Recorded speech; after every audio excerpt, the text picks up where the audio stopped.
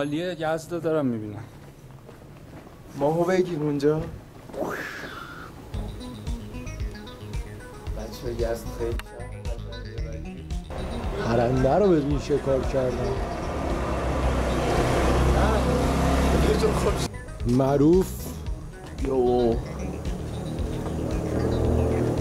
بیا تو پادری خانه اونجا سرو باشه. بچه من میدیم نماره اجیاد 100%.